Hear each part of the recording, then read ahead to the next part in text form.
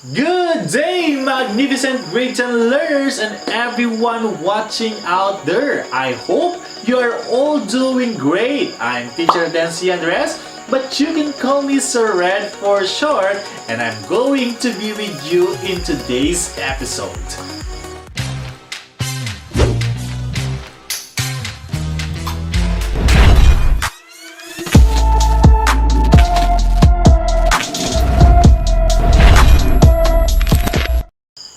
Before we will visit the Mount Olympus in today's episode, let's have a little review of your previous lesson.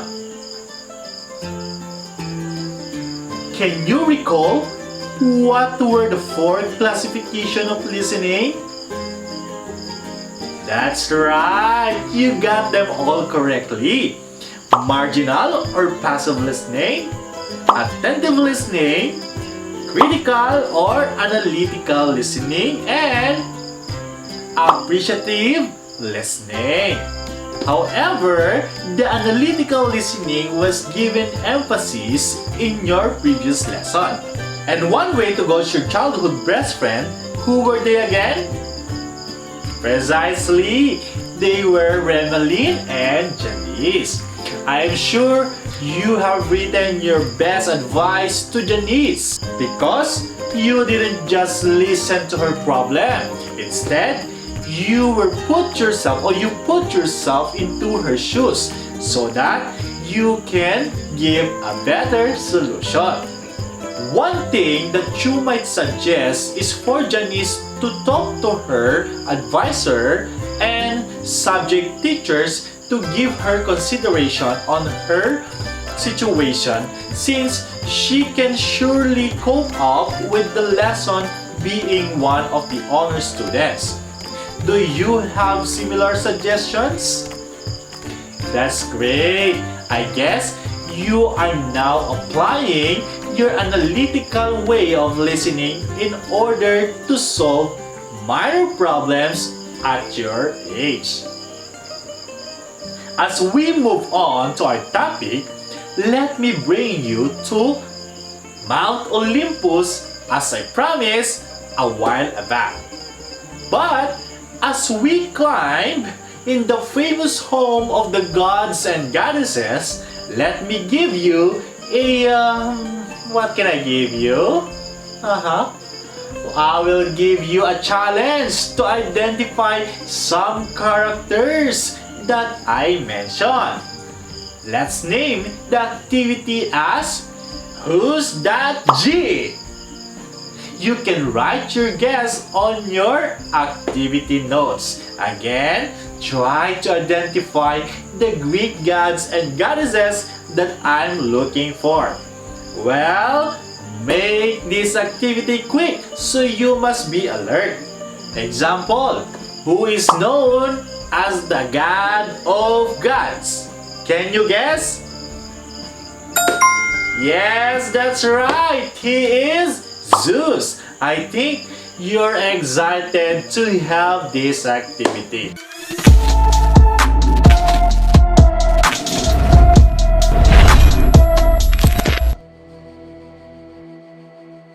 Well, we will start.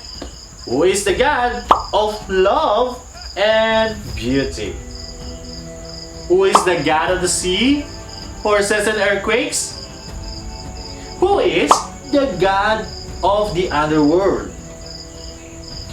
Who is the goddess of war and wisdom? Who is the god of music, arts, knowledge, and poetry? Time's up! Were you able to recall the gods and goddesses that I mentioned? I'm sure you know them well since their names are often used in various mobile games because their names signify power. At this point, let's check if your answer were right. Prepare your pen once again and I'll dictate the answer. The first on the list is the goddess Aphrodite. Next to which is Poseidon. Third is Hades. Fourth is Athena. While the last god that we're looking for is Apollo. Were you able to get the right names of the god and goddesses? That's great! Reference showed that these gods and goddesses have appeared in various stories long time ago, as they love to intervene with humans. And as of today, we can see them as subject in various works of arts and even used as insignia. But the question is, did they really exist? Well, my dear Grayton learners, this episode will help you find out the answer to this question.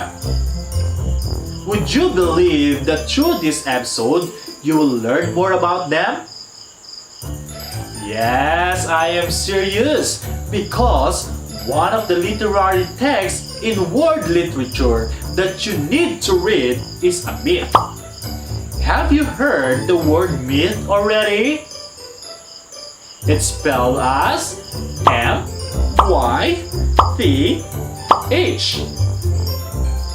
Yes, you heard it right. A myth is an ancient story created to explain natural events. Gods and goddesses and heroes are among the characters in myths. Since myths are also stories, they are also developed based on the basic elements. Do you still recall what are the basic elements of a short story? That was a sharp memory. The key elements are setting, character, plot, conflict, and theme. Don't you know that each element has its role to contribute in the development or in developing the last element that I have mentioned? Well, your shady thoughts will be cleared as you watch this episode. Now, it's about time that we try to understand the 5 elements of a story. It is very important for you to always remember that if you remove any of these elements, we cannot call it a story anymore. Well, most of the stories told by your parents started with "Once upon a time." Was that introduction familiar to you?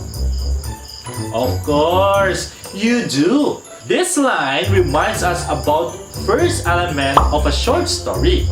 It simply shows when and where the story happened. Am I correct? The story happened in a faraway kingdom, and when? It is once upon a time. Each country has its own variety of myth, but the Greek version has been famous in world literature. In most tales, the story either happened in Mount Olympus, where the gods and goddesses resided. As for this time, myths establish circumstantial and unspecified period of time. Establishing a picture in one's mind is one of the purposes why setting is important in the story.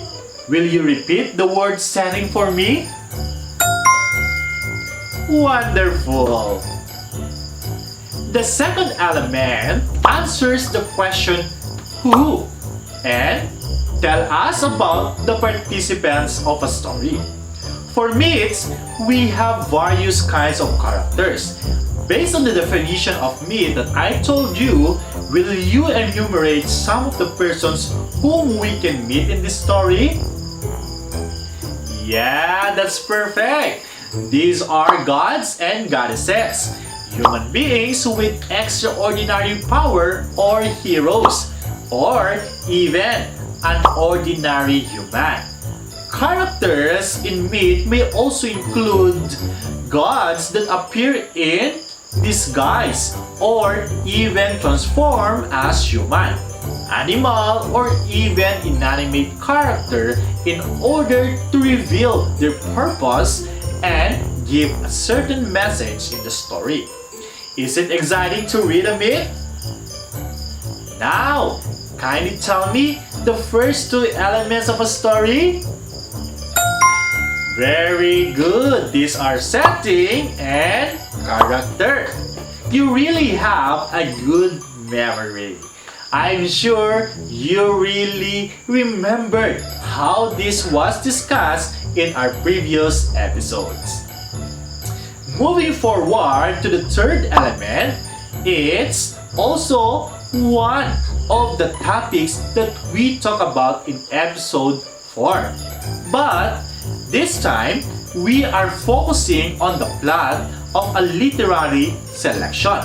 If you still recall, plot refers to the series of events that form a story. Do you still remember what were its specific parts? Very good. These are exposition, rising action, climax, falling action, and the resolution. In a myth, the plot will most likely include plenty of action, suspense, and other basic conflict. It focuses more on the explanation about the beginning of the world or natural phenomenon. It also deals with relationship between humans and gods and superheroes. If there are no series of events and actions, the story will be 101% sure boring. That's why plot is considered one of the most essential elements of a story. At this point, kindly tell me the first three elements of a story. These are magnificent. These are setting, character, and plot. Let's continue to the next element of a story, which is the conflict. Every story has conflict to solve. The plot is centered on this conflict and the way in which the characters attempt to resolve the problem. For a myth, it appears to more complicated than ordinary story. The more intervention from gods, the more problem it resolves. However, it's quite unique because the resolution from these conflicts are today's explanation of various phenomena or cultural practices. Were you able to visualize how conflicts are presented in a myth? That's great! Let's see if you can make it up to the last or the final element. At this point, I would like to ask you, what kind of movies do you like watching? Drama? Action?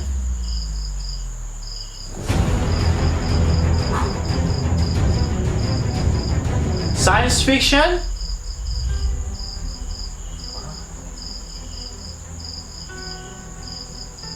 The point is, no matter what kind of story you engage, you will always end up answering the question, what is the story about? By answering that question, you are bringing out the central idea of the story. But wait, I have a question. If you are identifying the central idea of the movie, what element of the story are you going to identify? Exactly, the theme. Now, please tell me, what is a theme? Outstanding! As what you have said, the theme is the central idea of the story, or you may want to say it as the main topic of the story. I would like to remind you that no writer will ever directly say the theme of the story. It's something that emerges as the story flows, and the audience themselves will be ones to eventually discover what the theme is.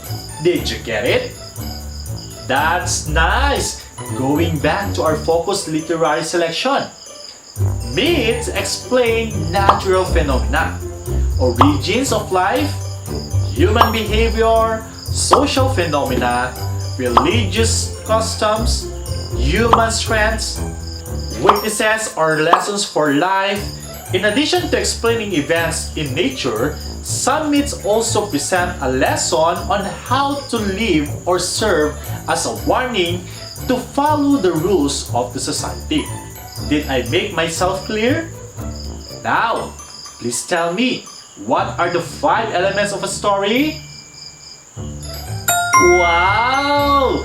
That's incredible! The 5 key elements of a story are the setting, the character, the conflict, the plot, and the theme.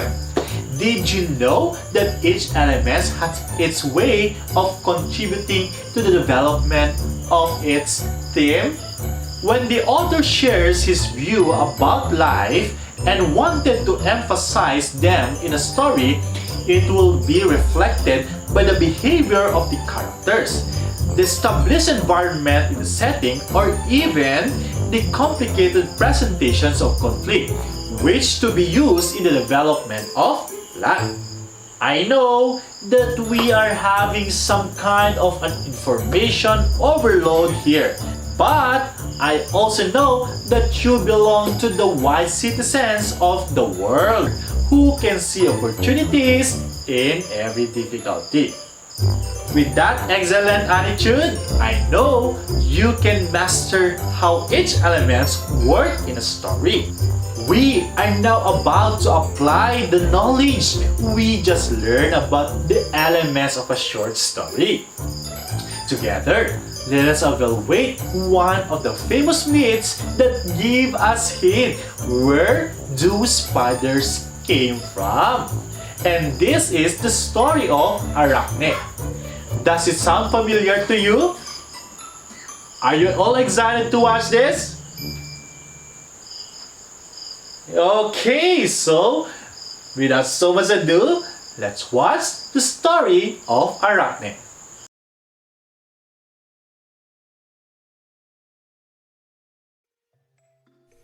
In an ancient Greek city located in the region of Lydia, there was a child who loved to play with the wool threads she found in her father's dyeing shop. Her name was Arachne. Her skills in the arts of weaving and embroidery developed remarkably as she grew. Arachne started to be known as a great artist. Nobles from all over the region ordered her treasured works. Arachne's reputation kept growing. Many visited Arachne's workshop just to see her work. Even the nymphs left their hiding places to contemplate the works of art of the young weaver. This young woman has such a stunning ability. This can only be a gift from Athena, the weaver's patroness. A gift from Athena? How can you attribute all my work's merit to a goddess who never showed up around here? But you must be grateful to Athena. She is the patroness of the weavers. What you attribute as divine talent was not given to me by the gods. I acquired it after several years of study, work, and dedication. The goddess Athena was informed that a young woman claimed to be the greatest weaver ever, surpassing Athena herself. These impetuous youngsters always considered themselves to be invincible, never assessing the consequences of their actions. But, luckily for her, today I'm in a good mood. Athena took the form of an old lady and visited Arachne's shop. Athena acknowledged that the girl's work was incredible indeed. She wanted to guide her in the right direction before the gods. Little girl, indeed you were born with such a remarkable talent, but due to your youth, I believe it is not wise to want to compare yourself to the gods. Those who have granted you everything and can take it all away as well. I owe Athena nothing. I'm almost sure that my works are more beautiful than hers. If she were that good, she would have the courage to accept my challenge. You senseless girl! How dare you challenge the gods? Athena revealed her identity, and the nymphs bowed to the goddess.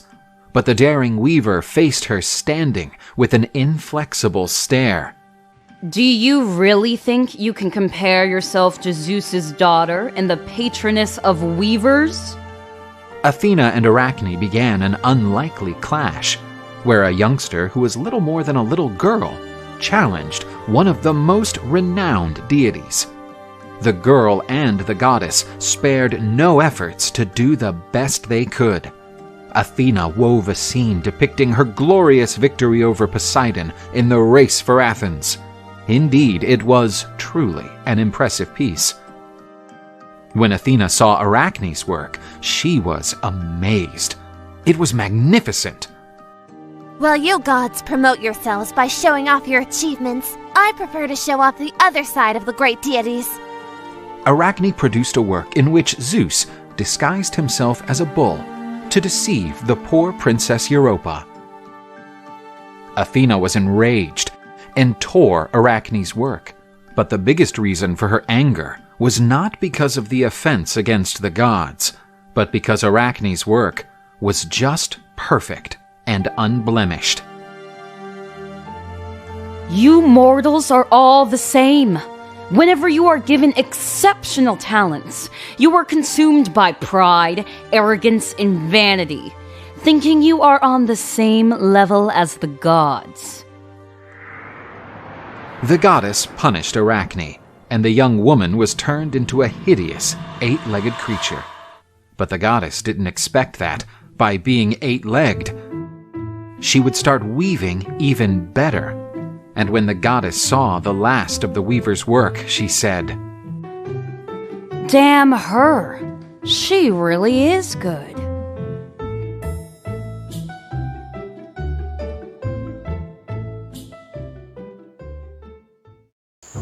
Now, I will be reading some lines and try to identify whether it pertains to setting, character, plot, conflict, or theme. What you need to write in your activity notes will be the elements that I have mentioned. Again, choices are setting, character, plot, conflict, and theme. Will you recite them again? I can really sense how ready you are. Let's start. Ready? Go!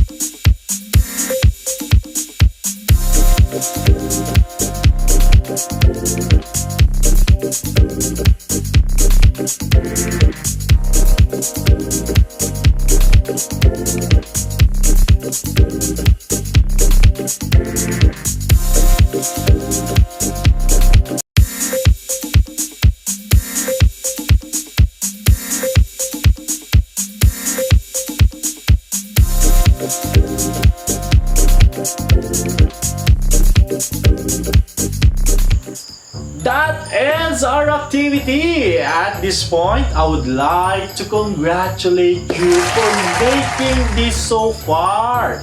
I am positive that you get high score from this activity. Are you excited to know the answer? Then, pens up and we'll start checking. These are the answers.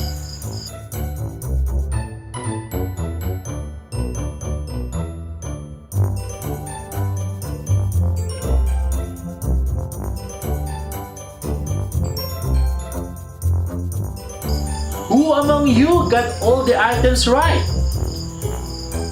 That's good to hear.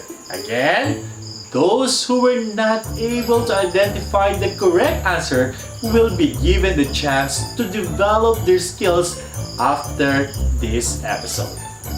In case you have queries about activities, please ask assistance from your parents or siblings, or you can communicate to your teachers who are always waiting for your call. And that concludes our episode for today. I'm Teacher Redency Andres, but you can call me Sir Red for short. Always reminding you to always keep safe, maintain a healthy mind and a healthy body. Goodbye everyone, and God bless.